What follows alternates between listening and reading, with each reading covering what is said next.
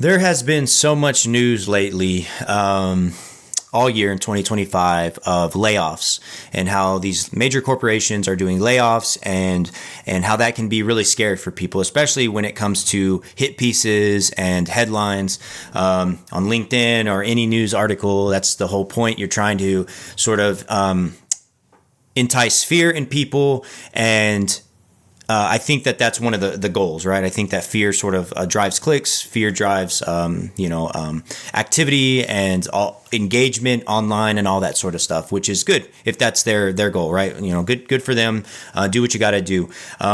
But on a micro level, how does one really handle that? How does one deal with that fear if they're working for a major corporation and they think they might be next? Before I get into all that and start talking about sort of my thoughts and commentary on all that, my name is Ryan Holguin. Welcome to the Practical Place, where I started out over a year ago talking about project management. That's sort of been my field of where I've worked, but it's sort of morphed into topics that I enjoy talking about. So I might talk about project management, career growth, commentary on what's happening in corporate America. But then I also love sports. So I might talk about sports and data or data outside of sports. This is a channel where I just talk about things I enjoy talking about. So if any of those topics interest you, I would encourage you to subscribe and join the 300 plus other people here. As we grow this little community. So I appreciate everybody who has subscribed and engaged with the content. Please continue to do that. But as I think about the fear that is prevalent amongst a lot of people online, as I, just am on YouTube or read articles or am on LinkedIn, you see all these posts shared about people getting laid off and all these really scary stories. And as an individual who works, at a corporation and has a job and, has sort of been in quote unquote corporate America for a little bit, it can get scary. You can start to have all this internal dialogue with yourself of, what's next, especially if you have a spouse or if you have other people in your life that are also scared for you, then you have to sort of manage that as well. And something that I've just sort of realized recently, which is kind of obvious, but where I guess I've not realized, but sort of started to hold fast to and believe and try to keep near to me, is basically control what I can control. And I made a quick short video about this a few days ago, but it's something I was talking to somebody about recently, and it's just like I can't really control if an executive or a team of executives or shareholders of a company are going to decide to let go or cut down half of the organization I'm a part of or whatever, right? I can't control that. But what I can control is the work that I put in every single day, the value that I try to bring every single day. And that doesn't always mean, or it doesn't promise that it's going to mean that I'm not going to be a part, be on the chopping block at any point. It doesn't mean any of that. It just means that I have to take personal accountability for myself and what I'm doing today. And I think that for me is sort of the way to live is you put in as hard of work as you can, you do as best job as you can, and you really, trust in the process, if you will. I mean, there's so many macro things happening from an economic standpoint when people talk about the political landscape currently, or corporations are greedy or executives are greedy or whatever. And I don't, that stuff's fun to think about and care about, but two things can be true. You can be a cog in a machine if you work for a large corporation, and you can also add value as a cog in that machine. And I think if you are signing up to work for corporate America, you are really saying, I am volunteering to be a cog in this machine, because at the end of the day, I can be cut at any time. But at the same time, as long as I'm here, I'm going to do as much as I can to add value. And if you play your cards as right as you can ensure that the value that you are bringing is seen by the right people whenever it comes time to trim the fat at that company. Maybe you're not the one that's getting trimmed. Maybe you are, but maybe you're not. And for me, it's really helped just thinking about controlling the things that I can control lately, because it just brought a lot of peace in my life, especially when it comes to work. I mean, all I can do is say, we have problems in the area that I can influence. What can I do to learn new skills, new tools to help with that issue?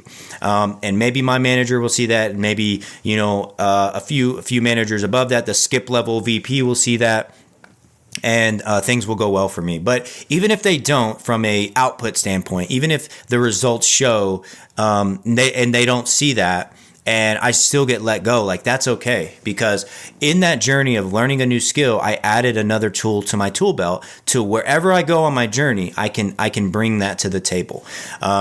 We are in a society right now, I feel, where it's not necessarily a zero-sum game. So you lose a job, or one major industry is doing layoffs. I mean, there's tons of industries out there that one can join. There's local businesses you can be a part of to give back to your community in that way. There's large corporations you can apply to be a part of if you can, land interviews, or if you know somebody there. I mean, there's tons of opportunity out there still that, for me, I'm just choosing, I guess is the right word, choosing not to dwell on the things that are very scary, the things that I can't control, because if I really focus all my time there, then it's robbing me of the opportunity to invest hardcore into the things that I can control, which again is my output, is what I bring to the table, is the skills that I have. And so every single day, I mean, I've been working, for a corporation for nearly 10 years. And so I'm relatively young in my career, but I've learned a few things along the way from those much further in their career than I am. And I've tried to absorb a lot of content. And early on in my career, when I was working entry-level work, I just thought, there was the lucky and the unlucky, just to put it, the long and short of it was that's what I thought. And I wouldn't maybe verbalize that in that explicit way, but when I think about how I functioned, how I acted, for the most part, that's sort of what I believe practically. I functionally believed there's lucky and unlucky, until I started to meet people and had mentors, specific mentors that just really helped me reshape the way that I thought about work, reshape the way I approached work, and understanding that there's a lot going on and people didn't just get put there. There was a lot of work between before they were in that role and how they got into that role. And the ball doesn't always land in your court, and the cards don't always go in the way that you want them to go, but that's okay. Learning is a part of losing, and losing is a part of learning, and you just grow and use every opportunity, every job interview that you got declined for. Use that as an opportunity to grow. What could I have done different that I can apply into my next opportunity? And that's really what life is for me. I mean, it's all about the journey. It's never necessarily about the destination. I mean, that sounds super cliche, and I'm probably throwing a lot of cliche one-liners out in this video, but I'm just thinking out loud. And these are a lot of the things that I sort of hold fast to that sort of help me stay steady in the chaos of life and in the chaos of corporate America. But yeah, as I started to grow in my career, I learned that I actually had a little bit more control than I thought, not over what decisions other people made, but again, in terms of like the perspective people had about me. Like I knew that I could work hard. I knew that I could learn fast, but I just needed to figure out, well, how do I communicate that to other people? And it's really about just being very intentional about that, speaking up even when there's not a job opening, talking to that hiring manager when there's no job opening, and just saying, hey, I really would love to grow in this area. Like, what can I do to get there? And a lot of times, for the most part, unless you're at a really bad organization that has bad culture and bad leaders, a lot of people will be open to tell you because they want to talk about how much they know. I mean, that's just human nature. It almost taps into what Adam Smith talked about in sort of his beliefs about naturally people will they have a moral compass, but they also have their own desires. And by creating their own business and wanting to make their own money, they're going to benefit those around them, right? If I want to make money off of baking things, I can bake those things, sell those things, make money, but also people get fed by those things that I just made. So there's a mutually beneficial thing, assuming there's a moral or ethical compass in play, right? If moral and ethics are just not happening, then that's all outside the window, right? Or out the window. But anyways, that's kind of a tangent, but yeah, that's just kind of what I'm thinking about right now, is sort of just controlling the things that I can control, being mindful of what's happening on the larger scale, but also just knowing, like, putting it in its proper place. Like, I cannot control those things. I'm aware, and I want to use wisdom to, in light of those things that I have now and how I want to navigate, but I'm not going to let those things sort of knock me down or keep me down. I'm going to still find the deep reasons why I work, which can be faith, which can be family, which can be whatever, right? I think if it's money, then you probably maybe need to realign your priorities. If that's you, maybe there's something deeper that money brings you that is actually the real reason. It's not the money itself. It's what it brings you, security or adventure or excitement, whatever, right? But it may not be the money. But yeah, let me know your thoughts. Like, are you somebody who, in this time of layoffs and news of layoffs, are you somebody who is getting swept up by the fear?